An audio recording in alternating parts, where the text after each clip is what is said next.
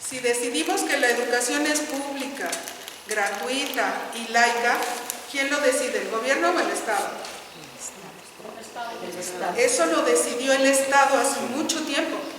Hace mucho tiempo, vamos a cumplir 100 años, en donde tuvimos el acuerdo entre todos los mexicanos y mexicanas de que México iba a ser una república integrada por estados soberanos, ¿sí? Cada estado es soberano, y se juntan todos para tomar acuerdos como república. Eso lo decidimos hace muchos años, en 1917, y aunque se le han hecho reformas a la Constitución, el espíritu que orienta al Estado mexicano, en esencia, sigue siendo más o menos el mismo. Democracia, educación pública y gratuita.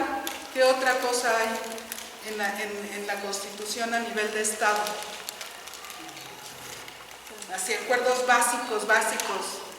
Soberanía sobre los recursos naturales. Soberanía sobre los recursos son de la nación, ¿sí? Por eso cuando se hizo la reforma energética hubo una gran parte de este país que protestó, porque es un acuerdo de Estado que se ha mantenido durante décadas y que en la medida en la que se pierden los bienes comunes, pues perdemos parte de nuestra naturaleza como Estado, nos da identidad.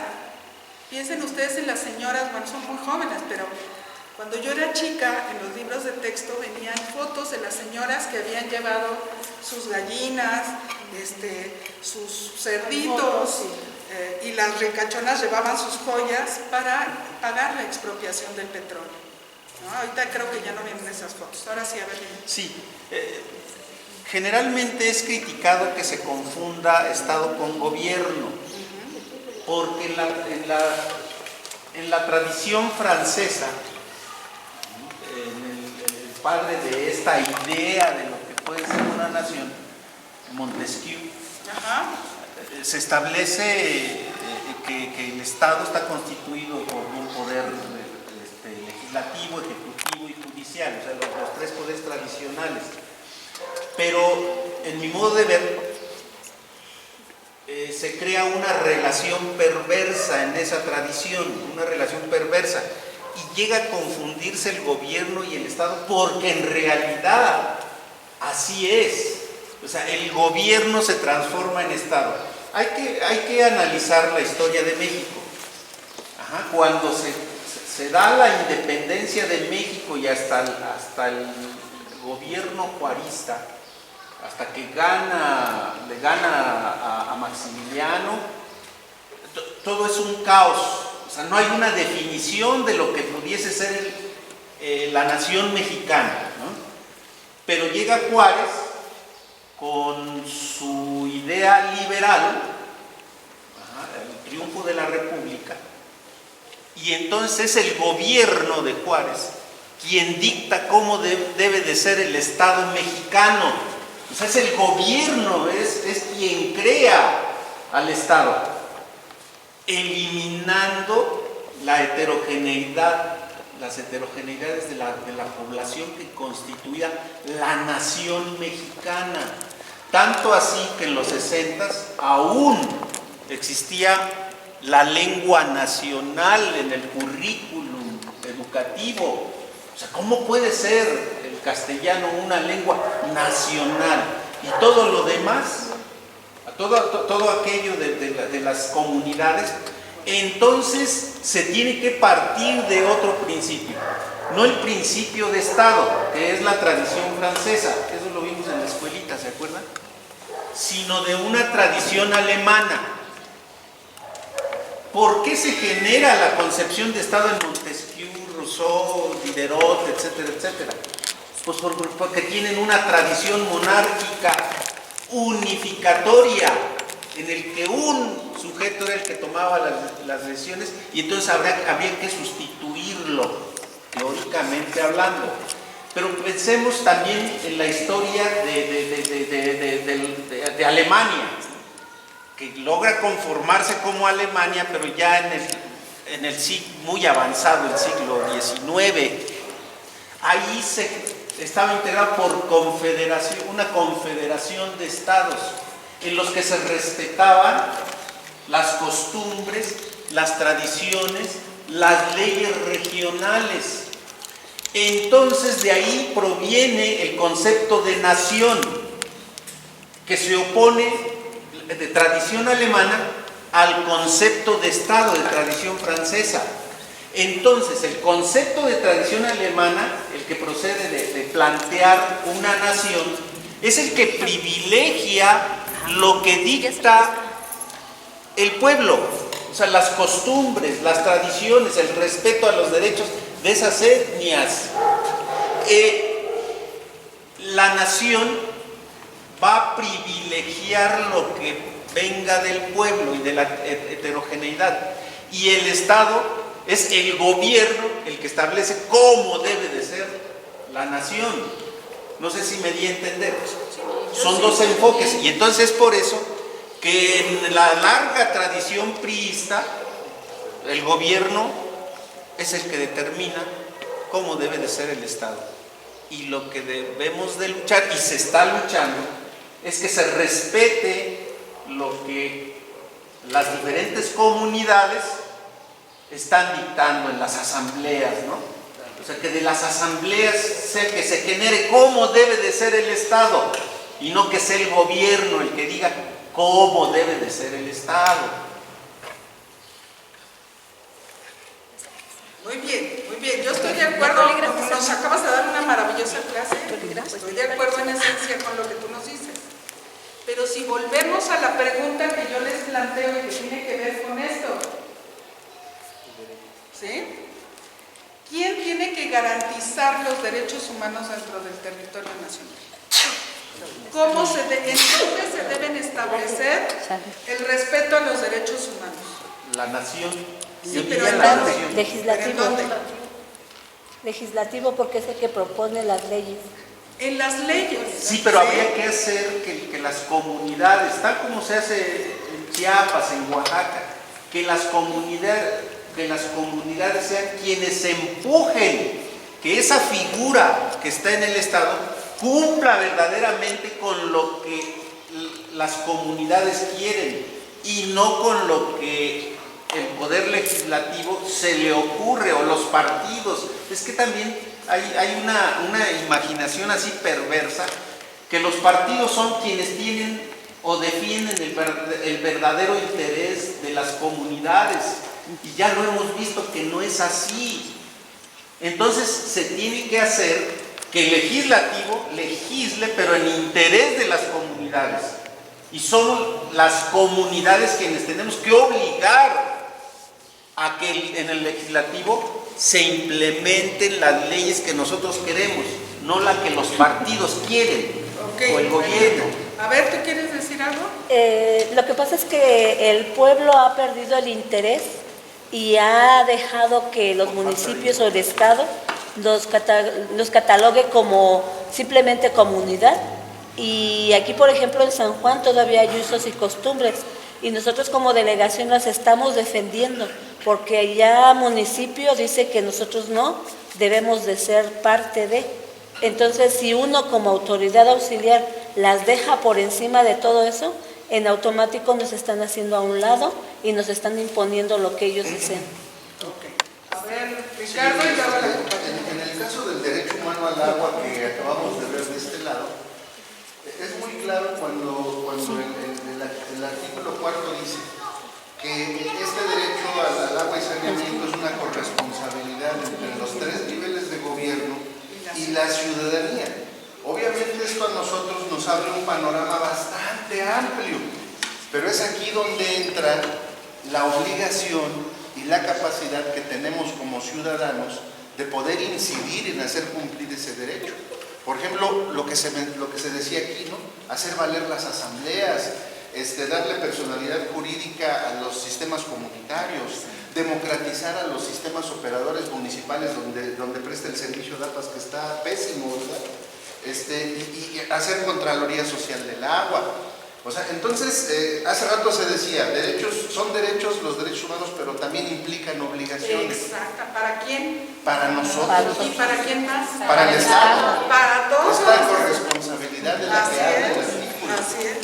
Pero vamos, el Estado tiene una ventaja porque es un aparato burocrático que tiene recursos económicos, políticos, etcétera. ¿Y cuál es su papel? Pues su papel debería de ser conductor de los procesos. Regulador. ¿Conductor o? Regulador. Regulador, ¿hay otra palabra? Garante de los derechos, ¿sí? De los derechos de las personas, no de los que tienen poder. Eso sería ¿sí? más integrativo. Perdón, porque la compañera pidió antes la palabra, Sí. pero estoy de acuerdo, o sea, hay alguien que tiene que poner orden, porque así como están ustedes, se juntan en el piso tantos de Carlos Slim, sus cuates que son los de la Coca-Cola y los de la Peñafiel, y también ellos son ciudadanos mexicanos y también ellos tienen recursos y ellos también pueden decir, no, yo les voy a cambiar la Coca-Cola por los pozos de agua y les voy a dar botellitas de agua a los chiapanecos, porque es mejor, porque así está potable el agua y no esas porquerías que Pero lo que les quiero decir es que hay muchos grupos, que ustedes no son los únicos, y que en esos grupos que están pugnando por hacerse oír, unos tienen más poder que otros. Entonces, ¿qué hay que hacer? Construir el poder ciudadano. ¿Sí? Perdón. Bueno, mi opinión es de que por esta razón, de que los pueblos, por muchos años y mucho tiempo, ¿verdad?, han sido la piedra en el zapato del gobierno, en el gobierno, ¿no? De que si nos acaban con nuestros usos y costumbres, pues este es el paso a que terminen despojándonos, como de hecho ya se ha hecho en otros estados, es lo que están haciendo. Terminar con sus costumbres,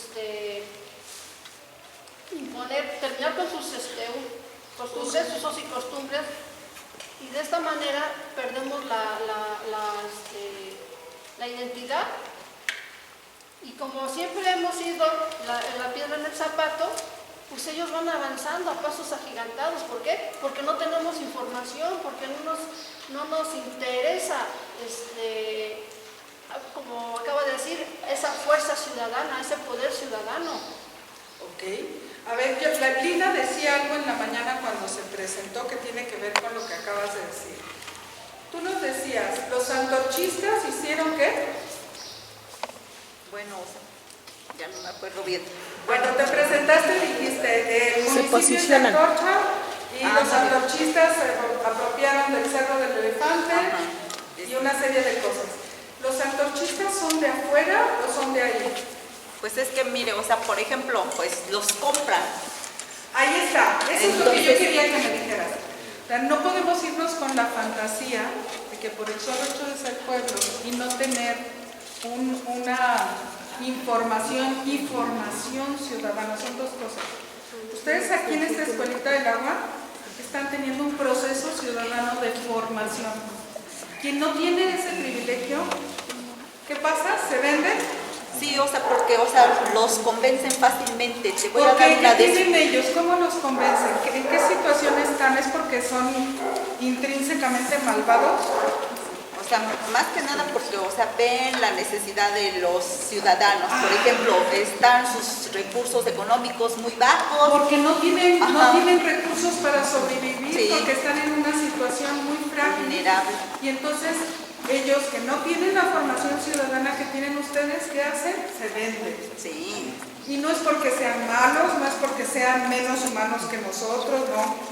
Es porque no han tenido este proceso de construcción de ciudadanía que ustedes son privilegiados y lo tienen porque lo construyeron entre ustedes, pero que no todo el mundo tiene. Entonces lo que te quiero decir es eso, es un poder ciudadano que no hay que dar por hecho, hay que construirlo. Y hay que construirlo con información y con formación. Cuando hacemos generalizaciones, sin ser críticos con lo que estamos diciendo, contribuimos a que la gente sea manipulada. O sea, una manera de ser responsables es que todo lo que nosotros digamos es porque lo sabemos de primera mano. ¿Sí?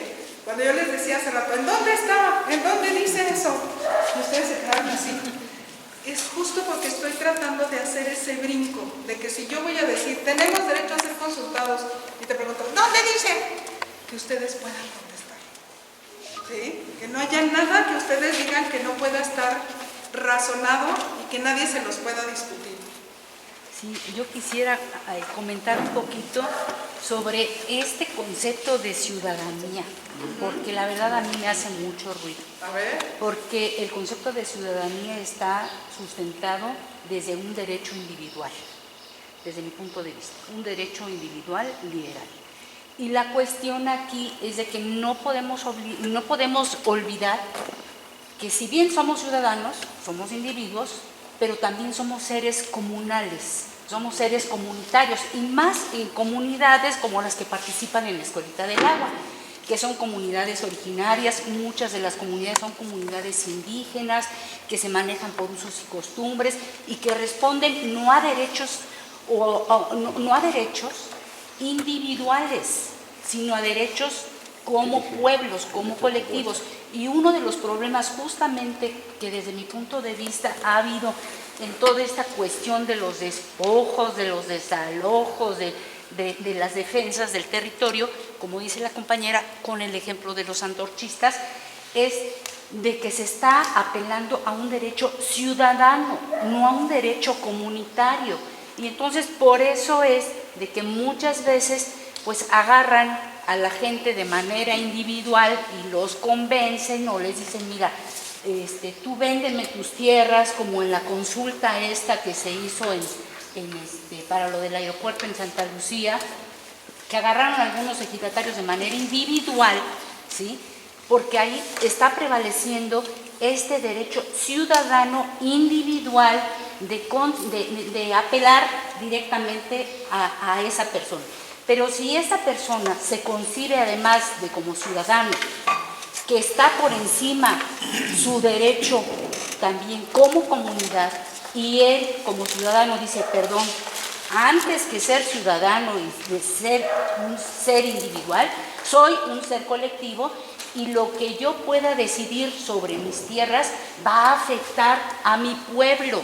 Entonces están poniendo por encima de un derecho más grande, de un derecho colectivo, de un derecho territorial, se está apelando a un derecho ciudadano, que desde mi punto de vista ahí pues hay toda una perversidad también de querer enfocar los derechos ciudadanos, porque son derechos construidos con base también a un ser individual, y no somos individuales. Lo que nosotros hacemos va a afectar a una colectividad.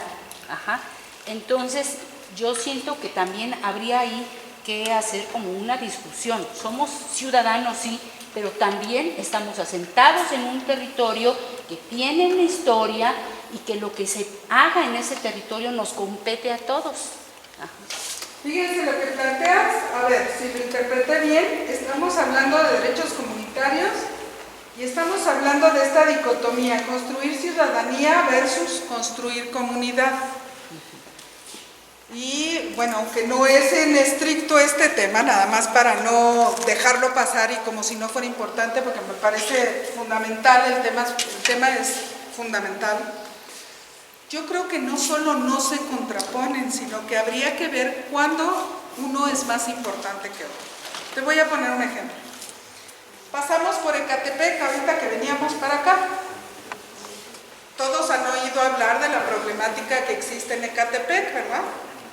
Que es un lugar que originalmente era una comunidad que habitaba ahí desde la época prehispánica, que por eso se llama Ecatepec, y que en realidad vivían todos muy tranquilos hasta que fue el terremoto del 85, y gran parte de la gente de la Ciudad de México llegó a invadir, unos de manera legal y otros de manera ilegal, y rompieron todo el sentido de comunidad, se los estoy contando muy rápido, que existía ahí, a tal grado que ahorita todos los vecinos, por lo menos de una gran parte de esta región de Ecatepec, viven enjaulados. O sea, viven con sus casas llenas de protecciones, sin saber quién vive al lado, y salen así, y salen con 2 celulares, y un celular es para que me lo roben, y otro celular es para que hablar con mi familia, y está absolutamente Las roto. tienditas también están enjauladas. Las tienditas, o sea, la gente se enjauló. Y los autos. Mayoritariamente la gente se enjauló. Yo ahí te pregunto, ¿ahí se puede así de golpe y porrazo hablar de una comunidad? No.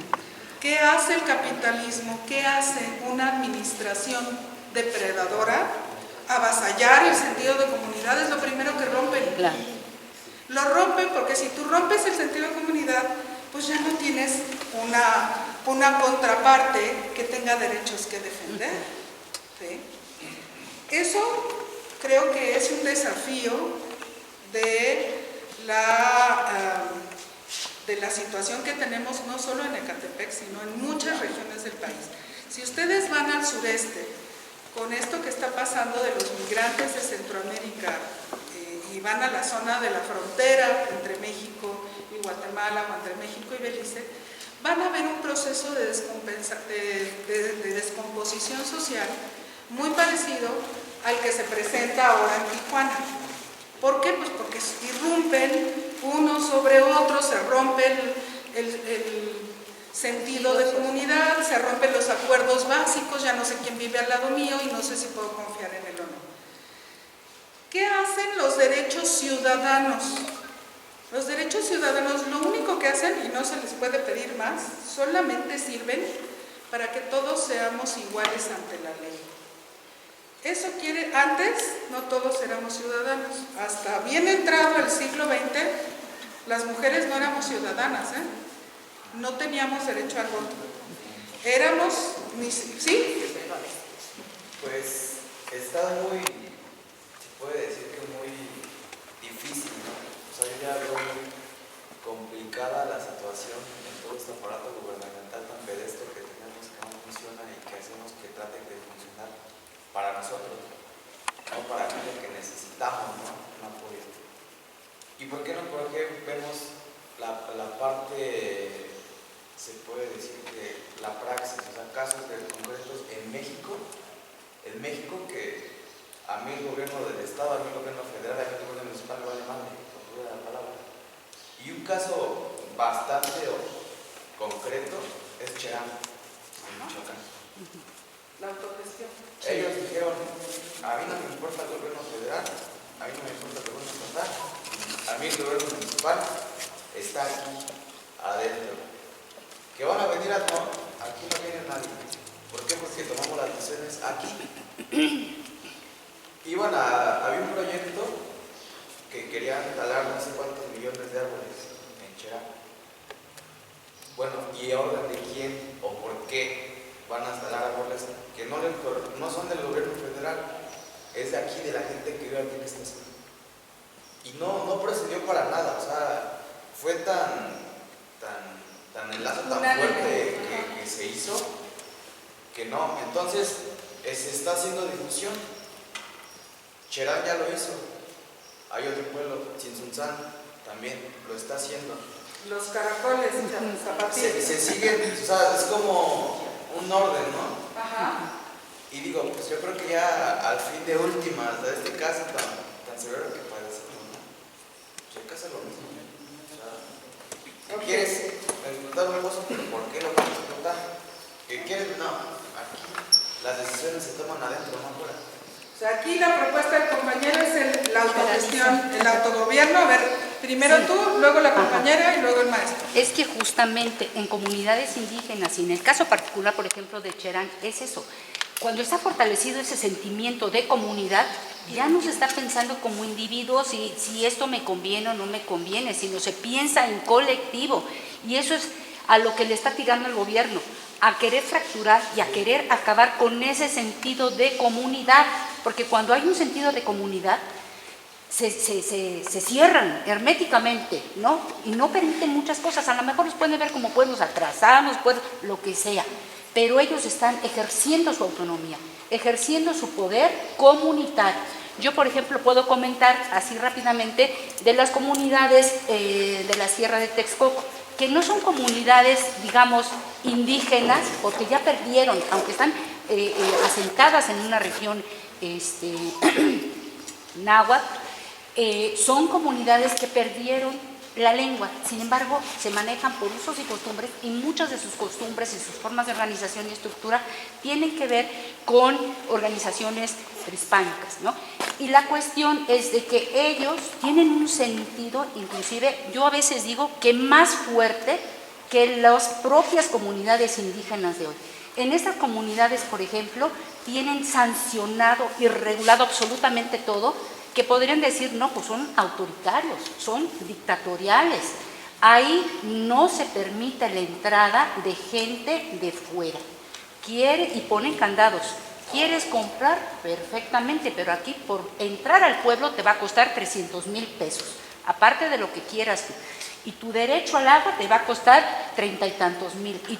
De tal manera que son candados que ellos ponen para que no llegue gente de fuera. Y estas comunidades de la sierra así están, así se encuentran estas 6 comunidades y no hay gente de fuera. El crecimiento es un crecimiento, ¿sí?, natural, y todas sus instituciones están reglamentadas a través de las asambleas, de sus órganos de gobierno, sus formas de organización, ¿sí? Y entonces ellos se brindan de alguna manera y permiten justamente que tengan esta visión de comunidad. Y cuando alguien se quiere saltar las trancas, inmediatamente foco rojo, a ver qué pasa, y actúan como pueblo. Entonces ese es el sentido de comunidad. A ver, la compañera, nada más breves, por favor, quiero hacer la una. Sí, está bien. Justo nada más.